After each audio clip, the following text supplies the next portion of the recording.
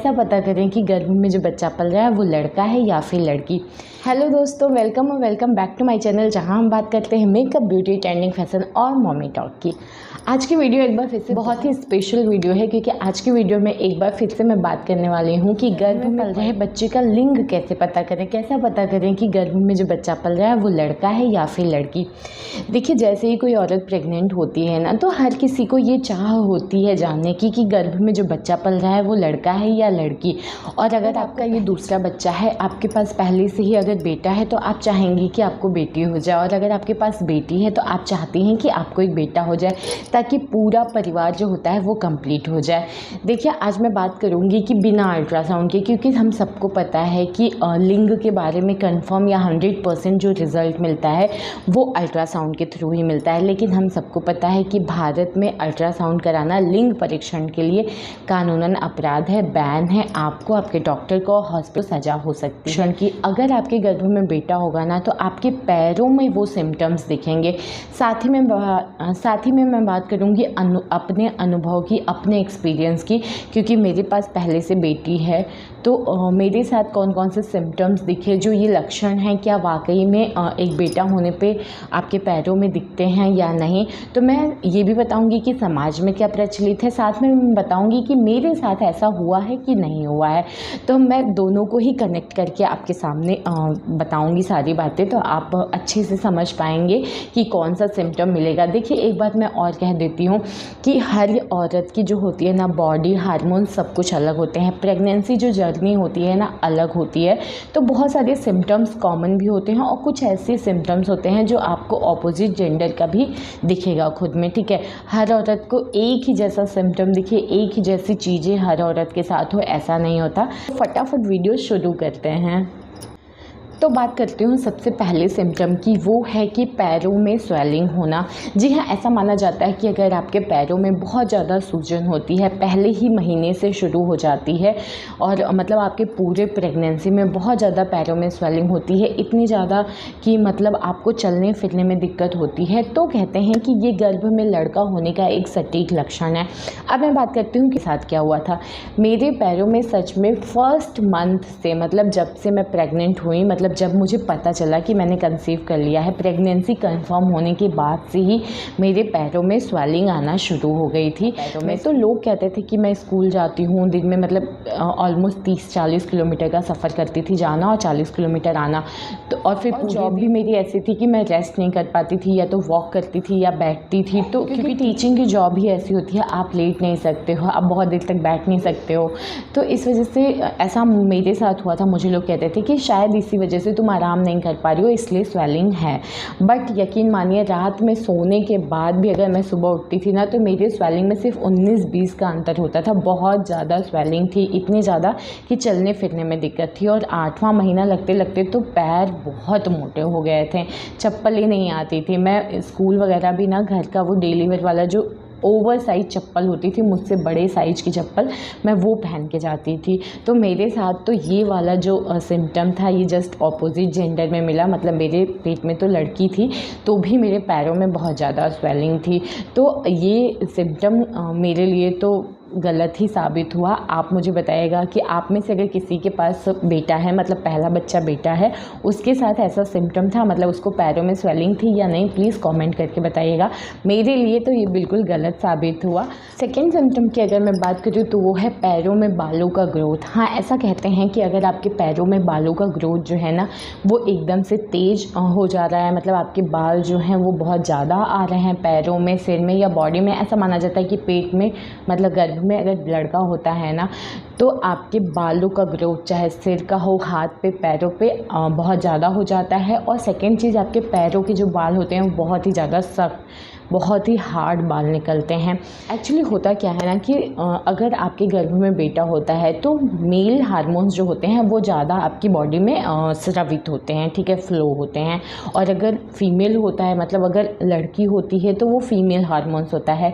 तो ऐसा माना जाता है कि अगर मेल हार्मोन्स का ज़्यादा स्तर बढ़ता है, लेवल बढ़ता है ना, तो बॉडी में आपके जो बाल होते हैं उसका ग्रोथ ज़्यादा होता है, प्लस जो बाल होते हैं वो हार्ड होते हैं। वहीं अगर ऑपोजिट अपोजिट आपके बाल कम आ रहे हैं और आ भी रहे हैं तो बहुत ही सॉफ्ट आ रहे हैं, कम आ रहे हैं या नहीं के बराबर आ रहे हैं, तो कहते हैं गर्भ में बेटी होने का लक्षण होता है। अब मैं बात करती हूँ कि मेरे साथ क्या हुआ। देखो मेरे साथ तो ये बिल्कुल सही साबित हुआ है 100%, क्योंकि मेरे ना हेयर ग्रोथ पैरों में पहले से ही थोड़ी ज़्यादा है और हाथ में बिल्कुल नहीं है। मुझे हाथ पे वैक्स की ज़रूरत नहीं पड़ती है। तो मेरे प्रेगनेंसी से पहले जितने ग्रोथ थे एग्जैक्ट उतना ही ग्रोथ रह गया है। पहले भी जितने बाल थे उतने ही अभी भी हैं। तो मेरे सिर में भी बाल जो थे जितने थे उतने ही रहे, बहुत एक्स्ट्रा ग्रोथ नहीं आई। तो अगर मैं पूरी बॉडी में सिर के बाल या फिर पैर हाथ कहीं के भी ग्रोथ की बात करो ना, तो मेरे साथ बिल्कुल सही रहा। मेरा जैसा पहले ग्रोथ था चाहे सिर में, चाहे हाथ में, चाहे पैर में, उतना ही रहा। मेरे गर्भ में बेटी थी तो ये वाला लक्षण मेरे ऊपर तो बिल्कुल अप्लाई हुआ था, 100% सही था। आप मुझे कमेंट करके बताइएगा कि आपकी बॉडी में क्या अंतर आपको दिख रहा है। तो आप इस तरीके से भी पता कर सकते हैं कि आपके गर्भ में बेटा है या फिर बेटी है। नेक्स्ट लक्षण की अगर मैं बात करूँ तो वो है पैरों में दर्द। हाँ, ऐसा माना जाता है कि अगर आपके पैरों में दर्द रहता है पूरी प्रेगनेंसी, स्पेशली अगर आपके दाहिने पैर में दर्द रहता है, तो कहते हैं ये लड़का होने का सिम्टम होता है। वहीं अगर आपके पैरों में दर्द कभी कभी होता है और आपके बाएं पैर में दर्द रहता है, तो कहते हैं कि लड़की होने का सिम्टम है। अब मैं बात करती हूँ अपनी। देखो वैसे ना मैं बताऊँ तो पूरी प्रेगनेंसी में पैरों में दर्द रहने वाला सिम्टम मुझे अपनी बॉडी में बहुत ज़्यादा अंतर नहीं आया, मतलब नज़र नहीं आया। बट कभी कभी दर्द होता भी था ना, तो मुझे अपने दोनों पैर में दर्द होता था। किसी एक पैर में पर्टिकुलर दर्द नहीं होता था कि दाहिना पैर या बायां पैर दर्द हो रहा है। मुझे दोनों पैर में दर्द महसूस होता था या फिर नहीं होता था। वैसे तो पूरी प्रेगनेंसी में मुझे दर्द कम ही रहा है। हाँ, स्वेलिंग बहुत ज़्यादा थी, इसकी वजह से कई बार चलने का मन नहीं होता था, आलस बहुत आता था और स्वेलिंग बहुत ज़्यादा है तो बैलेंस नहीं बन पाता है। अगर आपके साथ ऐसा होगा, अगर आपको स्वेलिंग होगी ना पैर में, तो आपको लगता होगा कि मैं पैर तो ज़मीन पे रख रही हूँ लेकिन सही से हो नहीं पा रहा है, बॉडी बैलेंस नहीं हो पाती।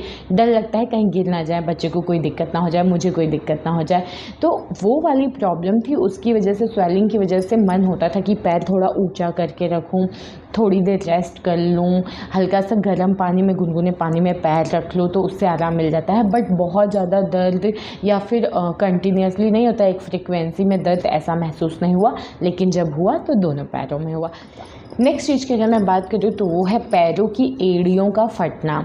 जी हाँ, ऐसा माना जाता है कि अगर प्रेगनेंसी के टाइम पे आपकी एड़ियाँ फटती हैं तो ये एक लड़की होने का सिम्टम होता है। और अगर आपकी एड़ियाँ जो हैं वो सॉफ्ट हैं, मुलायम हैं, आपके पैर पहले से सुंदर हो गए हैं, तो कहते हैं कि ये एक लड़का होने का सिम्टम है। अब मैं बात करती हूँ अपने एक्सपीरियंस का। सच बताऊँ, मेरे पैर ना प्रेगनेंसी से पहले जैसे थे वैसे ही बाद में भी थे। इवन जो मेरे पैर थे ना, मतलब स्वेलिंग की वजह से पहले से ज़्यादा सॉफ्ट लगते थे, क्योंकि पैर में स्वेलिंग होगी तो वो सॉफ्ट ही लगेगा, ठीक है। तो पैरों में एड़ियाँ फटने वाला मुझे तो अपने अंदर ऐसा कोई सिम्टम नहीं दिखा। अगर लड़का होता, लड़की होता, कुछ भी, मेरे गर्भ में तो बेटी थी, तो मुझे ये वाला सिम्टम तो बिल्कुल गलत लगता है। बट अगर आप में से किसी के साथ ऐसा हुआ है तो मुझे कमेंट करके बताइएगा। बट मेरे साथ ऐसा कुछ नहीं हुआ था। हाँ, पैर में थोड़ा बहुत दर्द था, स्वेलिंग सच में बहुत ज़्यादा थी, बहुत ज़्यादा। और सिर्फ पैर में ही नहीं, मुझे लगता था मेरी पूरी बॉडी ही बहुत ज़्यादा फूल गई है, बहुत ज़्यादा फैट हो गया था और वेट भी मेरा 90+ चला गया था। तो ये सारे सिम्टम्स तो मुझे अपनी बॉडी में दिखा जब बेटी मेरे पेट में थी कि हाँ फैट बढ़ रहा था। लेकिन अगर मैं अपने पैरों की पर्टिकुलर बात करूँ तो मेरी एड़ियों में मुझे कोई चेंजेस नहीं दिखा था। नेक्स्ट चीज़ की अगर मैं बात करूँ तो वो होता है ये कि जो प्रेग्नेंट औरत है ना, वो चलने की शुरुआत कैसे करती है। जी हाँ, चलने की शुरुआत से भी आप पता कर सकते हैं कि गर्भ में बेटा है या फिर बेटी। ऐसा माना जाता है ना कि मान लो आप बैठे हो, नीचे बैठे हो, कुर्सी पे बैठे हो, बेड पे कहीं भी बैठे हुए हो और आप उठती हैं, तो आपको पैर कौन सा उठता है पहले ये देखा जाता है। अगर आपका दाहिना पैर से आप चलना शुरू करती हैं, मतलब आपका पैर जो दाहिना वाला है उसको पहले उठा के आप नेक्स्ट स्टेप पे रखती हैं, तो कहते हैं कि ये लड़का होने का सिम्टम है। वहीं अगर आप बाएं पैर से चलना शुरू करती हैं तो ये लड़की होने का सिम्टम होता है। अब मैं बात करती हूँ अपना, तो यकीन मानिए सच में चलते वक्त मुझे नहीं याद है कि मैं पहले दाहिना उठाती थी, बायां उठाती थी, क्योंकि जब आप चलना शुरू करते हो ना तो ये चीज़ें बिल्कुल दिमाग में नहीं आती कि आप कौन सा स्टेप पहले उठा रहे हो, कौन सा पैर आप पहले उठा रहे हो। और उस टाइम पे सच बताऊँ तो फर्स्ट बेबी था, तो इतना दिमाग में नहीं आता है कि लड़का है लड़की है। बस ये था कि हाँ जो है हेल्दी रहे, अच्छे से डिलीवरी हो जाए, मैं सही रहूँ, बच्चा सही रहे, ठीक है। तो उसी पे ध्यान रहता है कि कुछ ऐसा गलत ना करूँ या हड़बड़ी में ना चल दूँ या कोई भी गलती ना हो जाए छोटी से छोटी कि बच्चे को नुकसान हो या मुझे। तो मैंने मतलब नोटिस नहीं किया था उस टाइम पे भी, और अभी भी अगर मैं सोचूं तो मुझे बिल्कुल याद नहीं आता है कि मैं कौन से पैर से चलना शुरू करती थी। तो इस वाले सिम्टम के लिए मैं बहुत ज़्यादा कुछ कमेंट नहीं कर पाऊँगी, मैं बहुत कुछ आपको नहीं बता सकती कि मेरे साथ क्या हुआ था। बट ये प्रचलित है, ऐसा माना जाता है कि दाहिने पैर से चलेंगी तो लड़का है, बाएं पैर से चलना शुरू करती हैं तो लड़की है। तो ये था आज का वीडियो, उम्मीद करती हूँ वीडियो अच्छी लगी हो। और ये सारे सिम्टम्स पाँचों मैंने बताया कि जो हमारे समाज में प्रचलित है। और देखिए, मैं यही कहूँगी बार बार कि अगर समाज में काफ़ी सालों से ये चीज़ें चलती आ रही हैं तो आप ये नहीं कह सकते हो कि 100% ये गलत ही है या 100% ये सही है, ठीक है। तो आप मतलब कई बार आप लोगों में से कई लोग कमेंट करते हैं कि आप गलत बोल रही हो, उल्टा बोल रही हो। देखो, मैं वही चीज़ें बोलती हूँ जो समाज में प्रचलित है, जो बड़े बुजुर्गों से मैंने सुना है, ठीक है। उनसे पूछती हूँ, बात करती हूँ, उसके बाद ही आपको बताती हूँ। और बहुत सारा पढ़ने के बाद मैं आप तक ये बातें पहुँचाती हूँ। प्लस मैं अपने एक्सपीरियंस भी शेयर करती हूँ आपसे, जो मैंने अपनी प्रेगनेंसी के टाइम पर फील किया है। तो उम्मीद करती हूँ वीडियो अच्छी लगी हो। वीडियो अच्छी लगी हो तो लाइक शेयर कमेंट करिए, चैनल को प्लीज़ सब्सक्राइब कर लीजिए। मिलते हैं नेक्स्ट वीडियो में, तब तक के लिए बाय।